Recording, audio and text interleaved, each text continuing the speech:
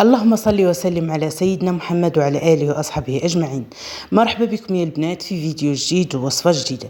وصفتي لي نهار اليوم مسمن مورق كما يقولوا على حقه وطريقه، مع طريقة التحضير ومع سر التوراق نتاعو والخليط اللي راني نورق به. نتوكلوا على بركه الله ونبداو في العجينه نتاعنا. هنايا جبت طبسي ولا الاناء اللي راني ندير فيه العجينه، وجبت الكاس هنايا اللي حبيتي ديريه. انا راني عبرت بهذا الكاس، مهم الكاس اللي تبداي به كملي به. درت 2 كيسان تاع سميد رقيق نتاع المطلوع عادي، درت معهم 3 كيسان تاع ماء فاتر، درت معهم ملعقه نتاع العسل هنايا الدور تاعو يحمر لنا، يعطينا واحد الحمار حيه زينه للمسمن تاعنا.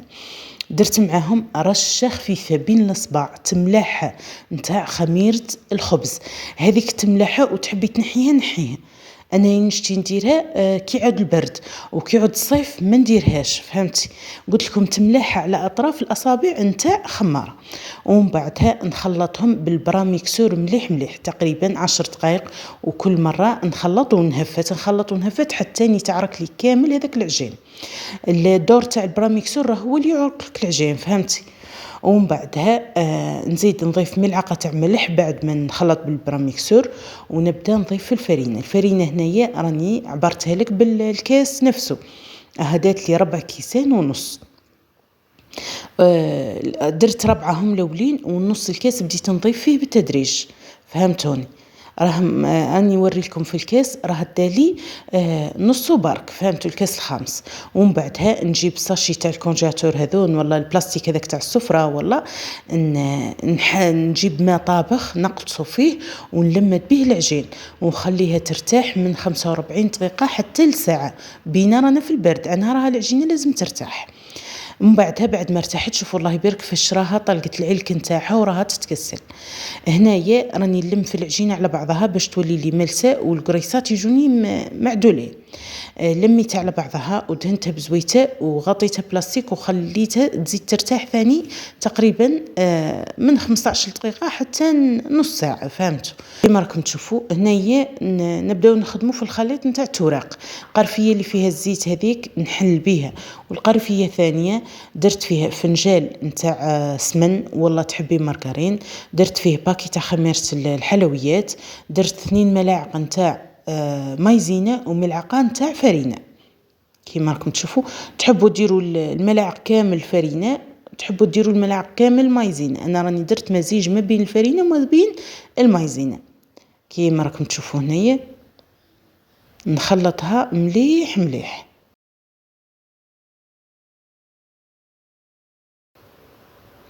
هنا نرجع للعجينه تاعي. جبت سنيوه دهنتها بالزيت مليح وبديت نجعد في القريصات نتاوعي. كيما راكم تشوفوا نديرهم بحجم حبه البيض، ما نسقرهم نزهه ما نكبرهم نزهه، اللي حواس يسقر عادي. كيما راكم تشوفوا الكيله تاع الكاس هذه راه عطاتني الله يبارك خيرات، عطاتني هذه السنيوه كامله. وديروا في بالكم راني ندير في حبه في وسط حبه باش تجيني مورقه. كيما راكم تشوفوا هنايا نكمل نجعد القريصات تاوعي الحبه التالي ونغطيهم بلاستيك ونخليهم يرتاحوا، نزيد خليهم يرتاحوا شويه ومن بعدها نبدا نحل فيهم. اللي عندها البيسخه والله راها تزيد تسهل عليك العريك، حتى البراميكسور راه كي طحنا هذاك سميد راه شغل العركون، فهمتوا؟ كيما راكم تشوفوا هنايا نبدا نحل فيها بالزيت عادي.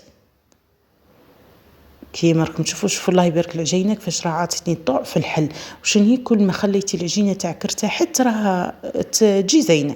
قلت لكم رانا في الشتاء، الا كنتوا في الصيف قادره هذوك الخماره اللي في الخليط هذايا والخماره خماره الحلويات وخماره تاع الخبز في زوج تستغني عليهم، راهم عادي تقدري تستغني عليهم.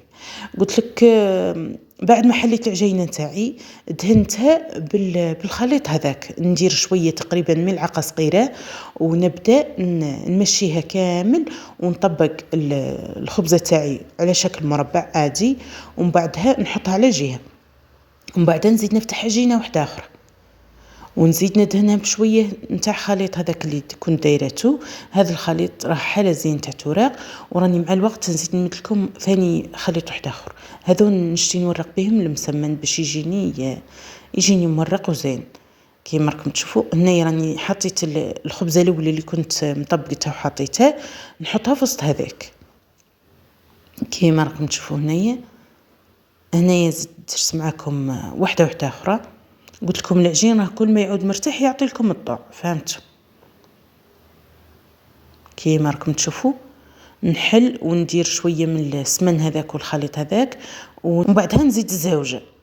السمن راني نسيت ما قلت لكمش راه معاه زيت. درت فنجال تاع سمن، وراني نكتب لكم على الشاشه المقادير مضبوطه. فنجال تاع سمن و2 ملاعق نتاع مايزينا، وواحده خميره حلويات، وملعقه نتاع فرينه، والباقيه كملتها زيت. راه تديلك تقريبا نص كاس نتاع زيت، ونخلط زين ونبدا نورق بهم. نشوفوا الله يبارك الحبه الاولى كيفاش راني طيبتها. هنا راه كان قرضي نصور لكم كاع الحبات كيف طابوا، لانه كاع الحبات طابوا زينين ومتحمرين وحلوين.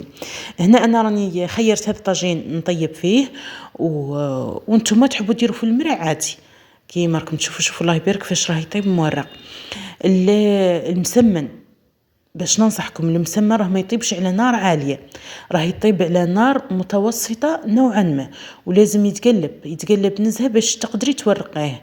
استعنت بهذه الملعقه باش نضغط عليه في الحواشي منه ومنه ويتورق لي من الداخل. تحبي تستعيني بهذيك الحطيبه هذيك نتاع الرخساس، تحبي عادي بالطرشونه تبداي تضغطي كيما هكا. المهم قلت لكم تحبوا ديريه طيبيه في المرع، ودائما المسمن يتقلب، ما يبقاش على جهه واحده حتى يطيب وترجعي للجهه الاخرى، فهمتيني؟ كل ما قلبتيه كل ما يتورق لك. هنا موينا الحبيبات تاعنا كيفاش طابوا.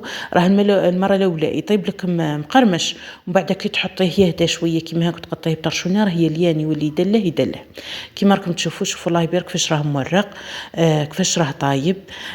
نتمنى وصفتي لي نهار اليوم تعجبكم وتجربوها، وما تنسونيش بالدعم والبارطاج باش نشجع ونزيد نصور لكم فيديوهات اكثر واكثر وتطلع على القناه نتاعنا. جربوه ما تندموش. هذا المسمن والله مقاديره مضبوطه. واعطوني رايكم فيه وحطوا لي تطبيقاتكم في المجموعه. هنا وصلت نهايه الفيديو، نقول لكم الى الملتقى احبتي في الله.